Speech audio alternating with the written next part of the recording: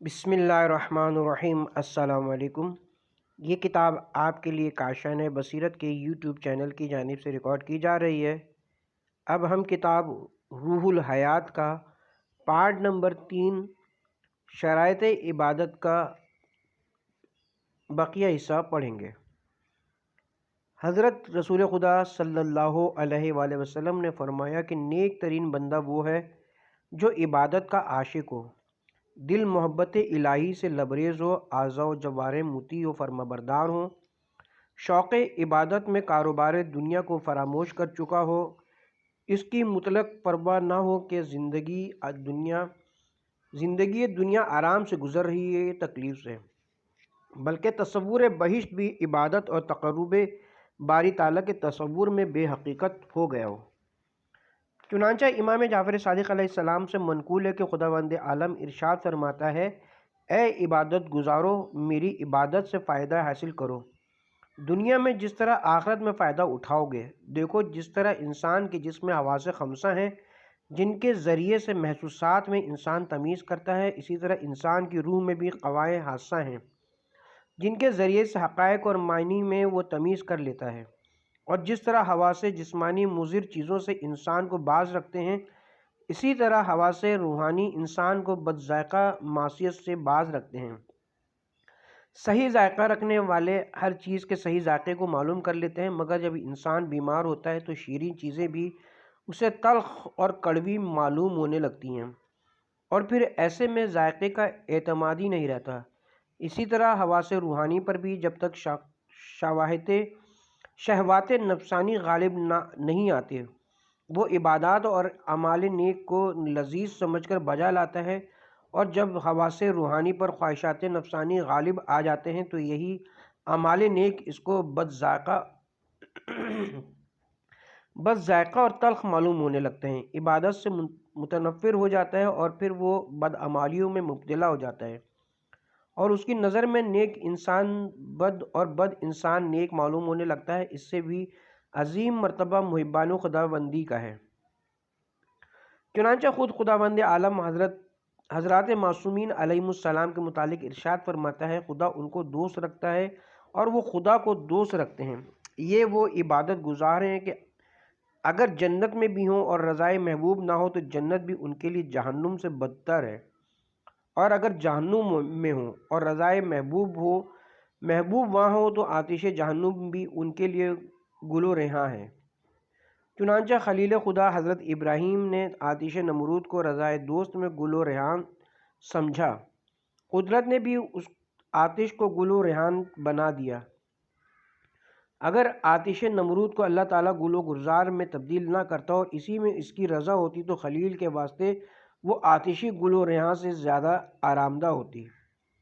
مثال کے طور پر ایک جاہل انسان اشک مزاجی میں اپنے محبوب کی رضا خوشنودی کے حصول کی خاطر کیا کچھ نہیں گزرتا، اس کی خاطر ہر زحمت و تکلیف مزے لے کر بخوشی برداشت کرتا ہے، اور نفع یا ضرر کا مطلقاً خیال نہیں کرتا۔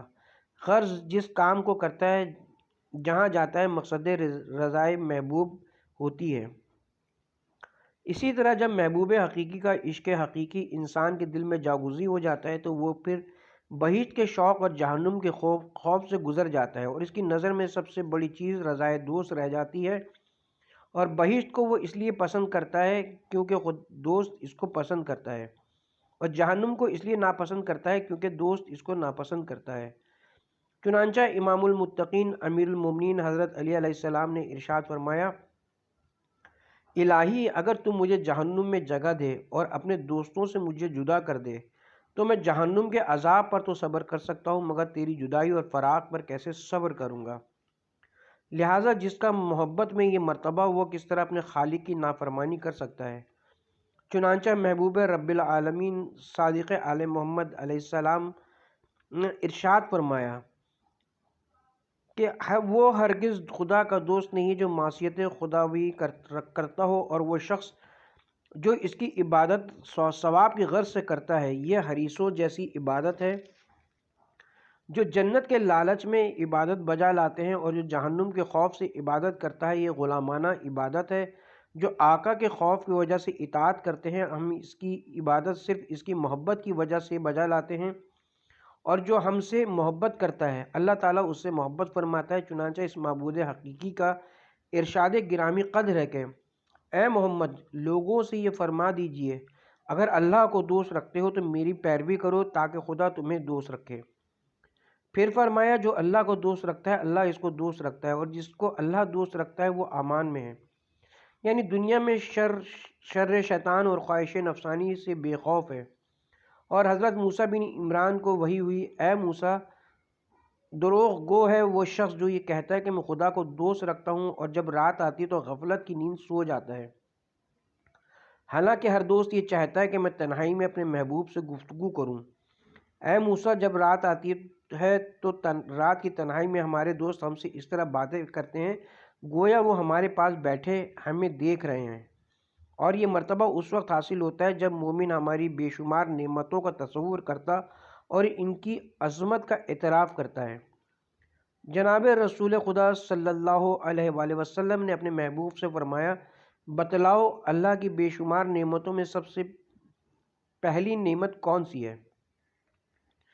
چنانچہ ہر شخص نے اپنے اپنے خیال کے مطابق جو جوابات دیے، یعنی کسی نے لذیذ غذائیں، کسی نے عمدہ لباس، کسی نے اولاد و فرزندان، کسی نے زنانیں حسن و جمیل بتائیں، اور خاموش ہو گئے۔ بالآخر صحیح جوابات نہ ملنے پر حضرت امیر المومنین حضرت علی ابن ابی طالب علیہ السلام کی طرف متوجہ ہوئے اور فرمایا اے علی تم بتاؤ کہ اللہ کی لا انتہا نعمتوں میں پہلی نعمت کون سی ہے؟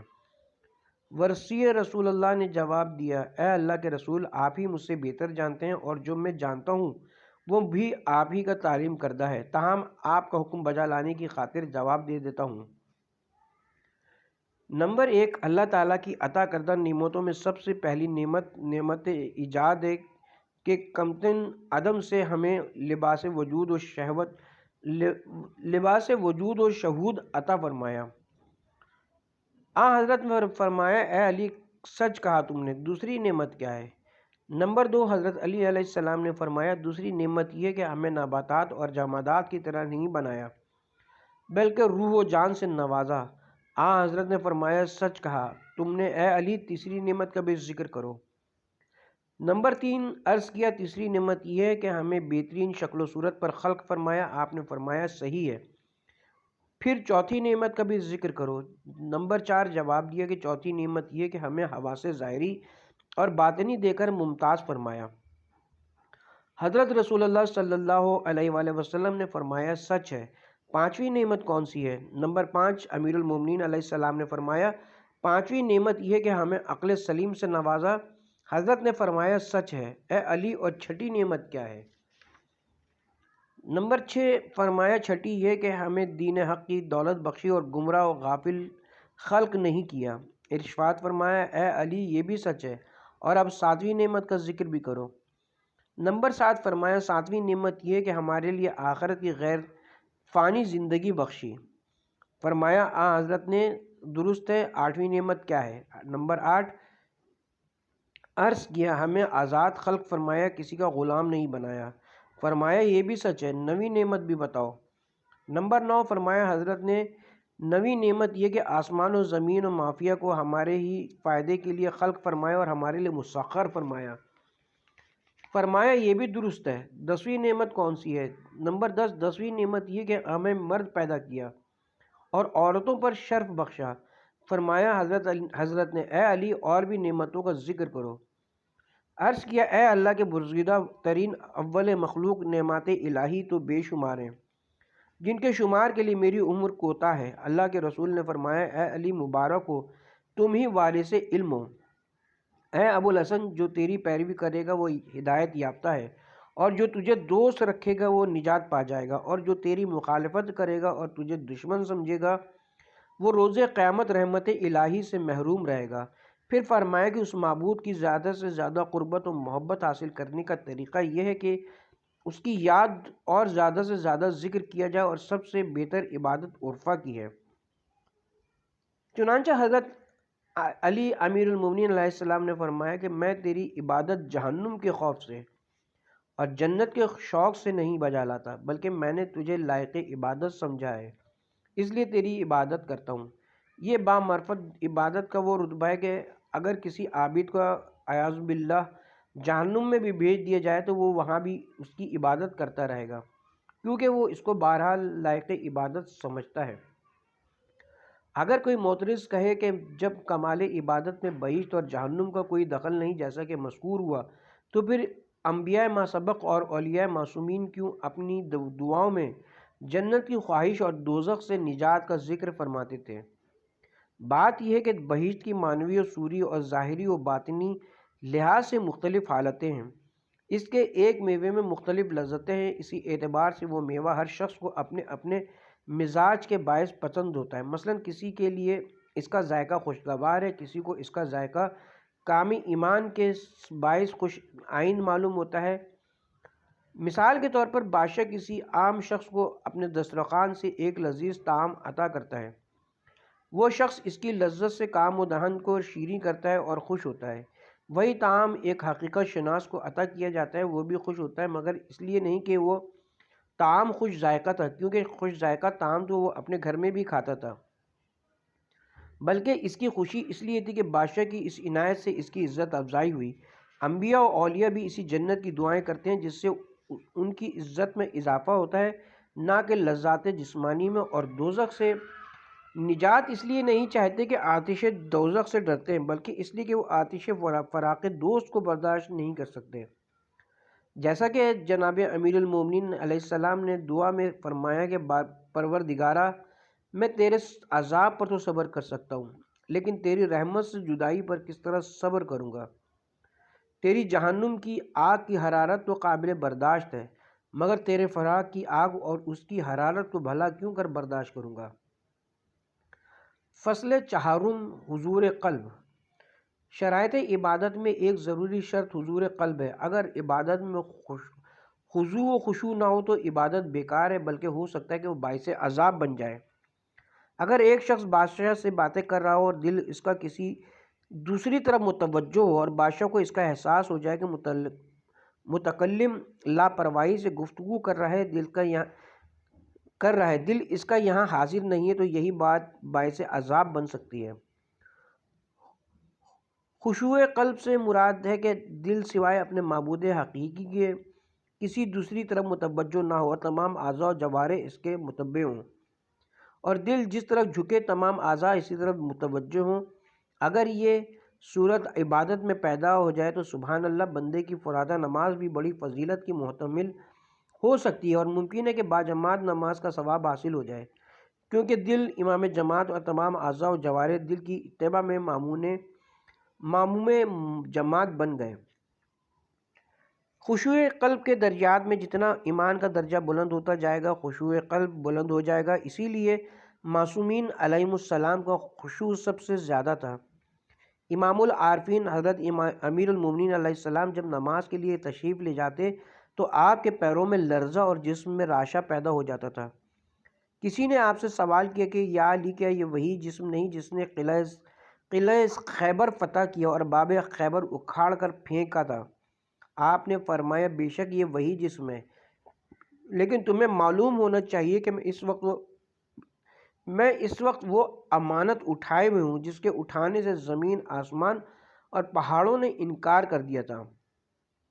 منقول ہے کہ ایک روز امام زین العابدین علیہ السلام سید الساجدین مصروف نماز تھے، اور امام محمد باقر علیہ السلام ابھی بچے تھے۔ آپ گھر کے کنویں میں گر گئے۔ آپ کی والدہ نے شور مچایا کہ یا ابن رسول اللہ، محمد باقر کنویں میں گر گئے، خبر لیجئے۔ مگر امام زین العابدین علیہ السلام اسی طرح مصروف نماز رہے، لیکن مادر امام محمد باقر علیہ السلام بے چین تھیں، کبھی کنویں پر جاتی، کبھی مصلی کی طرف دوڑتی۔ بالآخر جب امام زین العابدین علیہ السلام نماز سے فارغ ہوئے، کنویں پر تشریف لائے اور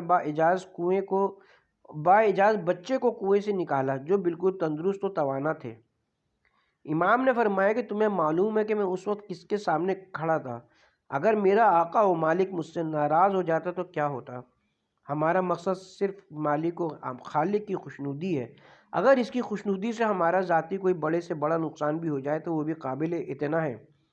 بچے کی موت کے خیال سے میں کیوں پریشان ہوتا، میں تو بحضور قلب اپنے مالک کی بارگاہ میں موجود تھا، نہ کہ گھر کی مصروفیات میں۔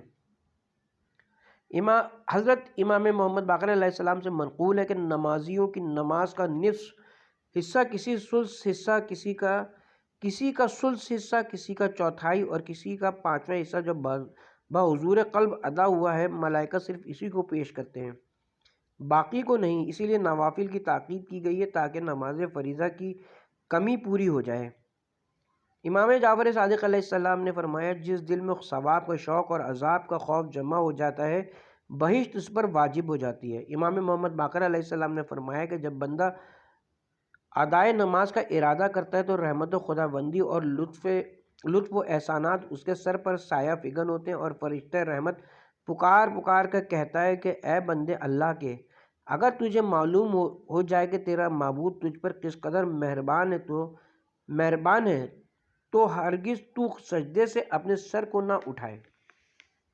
امام جعفر صادق علیہ السلام کا ارشاد ہے کہ جب بندہ اپنی نماز میں کسی دوسری طرف متوجہ ہوتا ہے تو خدا فرماتا ہے کہ اے بندے، کیا کوئی معبود مجھ سے زیادہ عظیم ہے جس کی طرف تو متوجہ ہے؟ اور اسی طرح اگر 3 مرتبہ بے التفائی دیکھتا ہے تو پھر اس کی طرف کبھی متوجہ نہیں ہوتا۔ نماز میں حضور قلب بندے کے حالات پر موقوف ہے۔ جتنا انسان ایمان و یقین اور معرفت میں کامل ہوگا، اسی قدر اس کا حضور قلب بھی زیادہ ہوگا۔ جعفر بن احمد سے روایت ہے کہ رسول خدا صلی اللہ علیہ وآلہ وسلم جب نماز کے لیے کھڑے ہوتے تھے تو رنگ مبارک آپ کا متغیر ہو جاتا تھا اور سینہ مبارک سے ایک خاص آواز پرجوش سنائی دیتی تھی۔ اور جب حضرت امام حسن علیہ السلام وضو فرماتے تھے تو ہر عضو بدن آپ کا کانپتا تھا اور رنگ مبارک زرد پڑ جاتا تھا۔ آپ سے لوگوں نے اس کی وجہ دریافت کی، فرمایا ہر بندہ عبادت گزار پر واجب ہے کہ جب اپنے عظیم معبود کے سامنے حاضر ہو تو اس کی عظمت، بزرگی اور جلالت شان کے باعث چہرے کا رنگ زرد ہو جائے اور بدن میں رعشہ پیدا ہو جائے کہ وہ جبار و قہار بھی ہے۔ منقول ہے کہ جناب سید الساجدین علیہ السلام جب وضو سے فارغ ہو کر نماز کا ارادہ فرماتے تھے تو بدن میں رعشہ، اعصاب میں لرزہ اور چہرہ مبارک زرد ہو جاتا تھا۔ لوگوں کے سوال کے جواب میں فرماتے تھے، کیا تمہیں نہیں معلوم کہ کس عظیم المرتبت معبود کے سامنے مناجات کرنے کے لیے جا رہا ہوں؟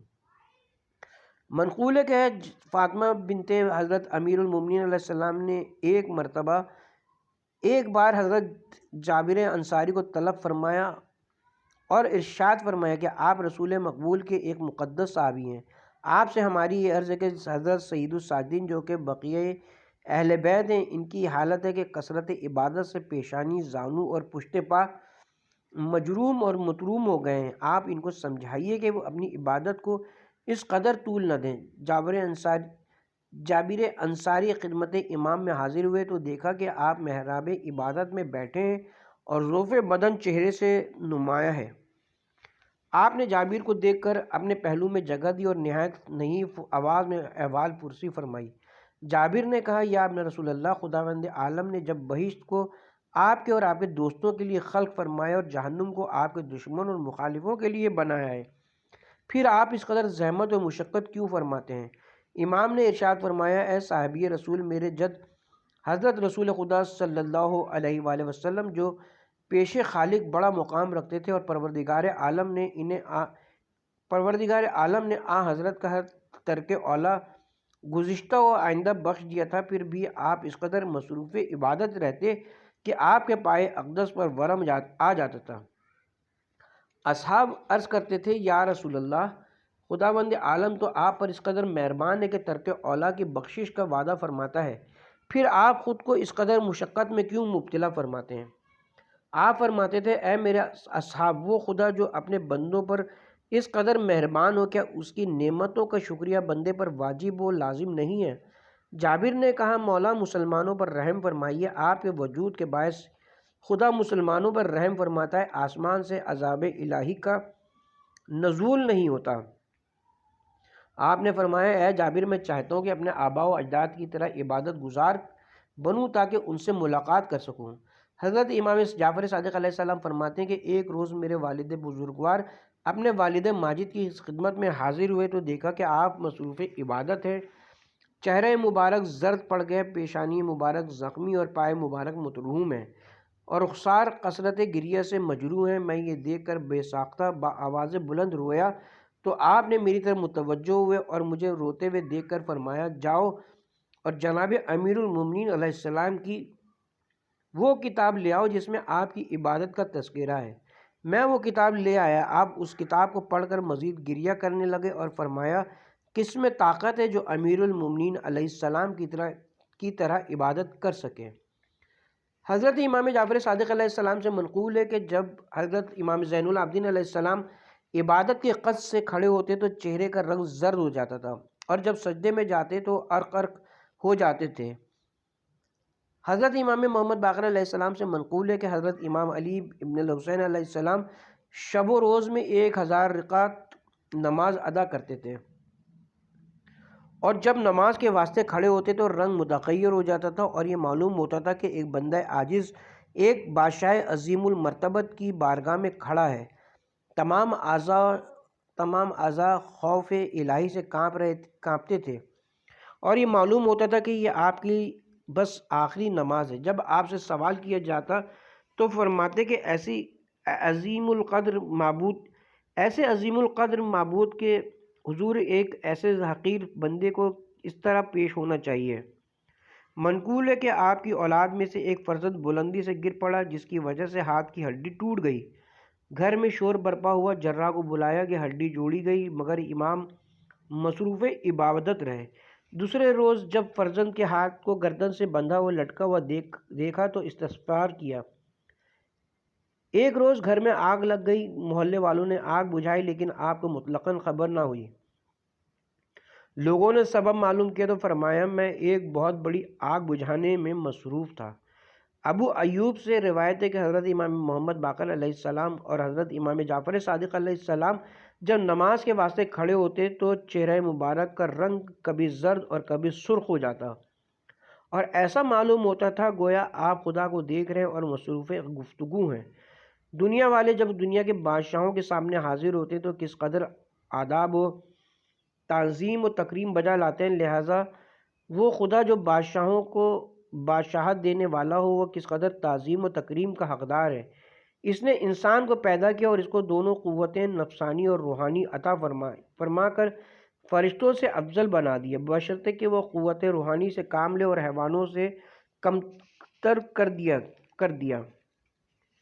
اگر وہ قوت نفسانی اور شہوانی ہی سے کام لے، خواہشات نفسانی اور قوت شہوانی جو کہ انسان کو اس کے مراتب میں اضافے کا بھی سبب ہیں، کبھی کبھی دنیا کی دل فریبیوں میں مبتلا کر کے اسے خدا سے غافل کر دیتی ہیں۔ اس لیے خلاق عالم نے انسان کو حکم دیا کہ وہ صبح، شام اور دوپہر 5 بار اس کی خدمت میں حاضر ہو کر تجدید عہد کرے اور اس کی فرما برداری کا ثبوت دے۔ نماز کیونکہ معراج مومن ہے جو انسان کو فرش سے اٹھا کر عرش کی بلندیوں تک لے جاتی ہے اور قربت الہی کا بہترین ذریعہ ہے اور غافل دنیا داروں کو خواب غفلت سے جگا کر آخرت کی یاد دہانی ہے۔ لہٰذا اس کی ابتدا غفلت زدوں کے لیے اس طرح فرمائی کہ پہلی آواز کا نام اذان رکھا اور حکم ہوا بآواز بلند غافلوں کو یہ کہہ کر جگاؤ کہ اللہ سب سے عظیم المرتبت ہے، کوئی اس سے بالا و اعلیٰ اور اکبر نہیں۔ وہ ایک مرتبہ نہیں بلکہ حکم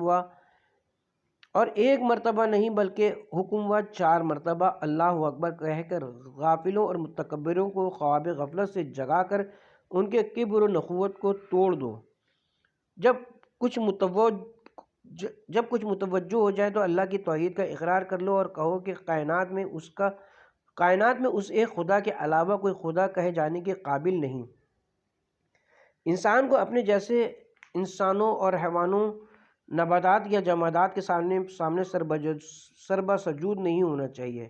پھر ایک مرتبہ اسی کی تکرار کرو اور اس کے بعد کہو کہ تمہارے اس یکتا و یگانہ معبود نے تمہاری اخروی اور دنیاوی منفعتوں کے لیے بہترین انتظام کیا ہے اور ایک اپنا نمائندہ، اپنا حبیب، اپنا پیغمبر تمہاری طرف بھیجا ہے۔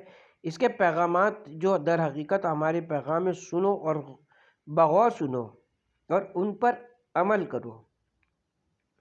اس کے بعد نمازیوں کو شوق دلایا جاتا ہے کہ نماز کی طرف جلدی کرو، کیونکہ یہ تمہارے ہی فائدے کی چیز ہے، یہ بہترین عمل ہے، اس کی طرف جلدی کرو، سنو اور پھر ایک مرتبہ اس کی وحدانیت اور کبریائی کا اقرار کرو۔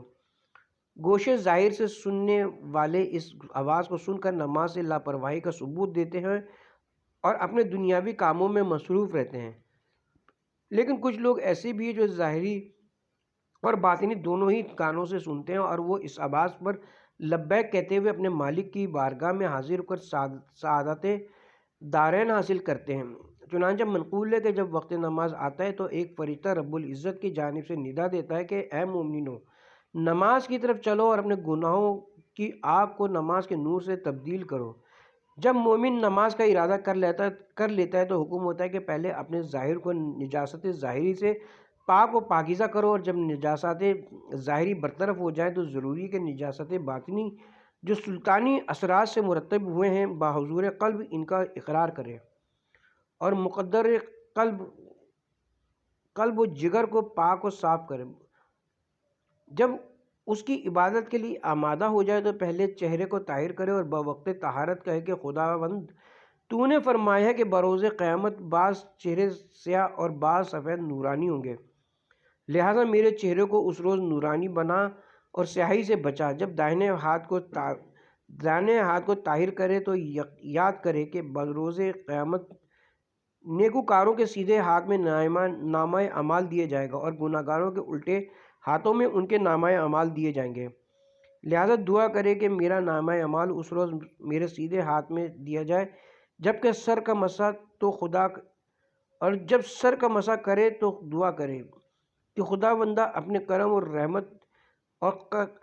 اور رحمتوں کا سایہ میرے سر پر رکھ۔ جب پیر کا مسح کرے تو دعا کرے کہ یہ قدم اس روز پل صراط پر لغزش نہ کریں۔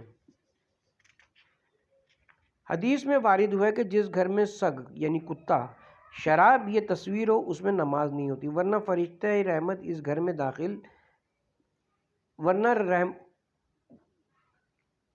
نماز نہیں ہوتی اور نہ فرشتہ رحمت اس گھر میں داخل ہوتا ہے۔ لہٰذا جس طرح کتے کو گھر سے باہر نکالنے، اسی طرح سگے شیطانی کو خانہ دل سے نکال دے، اور جس طرح گھر کو شراب ظاہری سے پاک کرے اسی طرح خانہ دل کو شراب باطنی سے، غفلت و شہوت سے پاک کرے، اور جس طرح تصویر ظاہری گھر کے در و دیوار سے دور کرے اسی طرح تصویر غیر معبود کو بھی خانہ دل سے نکال پھینکے، اور جب دروازے مسجد پر پہنچے تو کہے بار الہا، جس طرح تو نے یہ دروازہ مجھ پر کھولا ہے اسی طرح اپنی قربت کے دروازے کو کھول دے۔ جب باادب جائے نماز پر پیر رکھے تو پھر اقامت کہے اور نفس کو اذان کے الفاظ و معنی پر پھر سنائے، کیونکہ نماز معراج مومن ہے، اور حضرت رسول خدا صلی اللہ علیہ وسلم نے معراج میں ہر آسمان پر اب جب گزرے تو اللہ اکبر کہا، اس لیے قبل نماز 7 مرتبہ اللہ اکبر کہا جاتا ہے۔ تکبیر آخر سے پہلے کیونکہ دربار احدیت میں حاضری نہ ہوئی تھی اس لیے عبد سے کلام ہو سکتا تھا، لیکن جب تکبیر آخری کہی اور بلا شبہ مجلس قرب ملک الموت یعنی بارگاہ مالک میں پہنچا تو اب کسی سے بات کرنا اور اپنے آقا کی طرف توجہ نہ کرنا حرام ہو گیا۔ اب باقاعدہ اس سے گفتگو یعنی اس کی عبادت کی طرف توجہ کرے، اور شیطان جو کہ دشمن راہ حق ہے اور جس کی قوت کے سامنے بڑے بڑے شجاع ہتھیار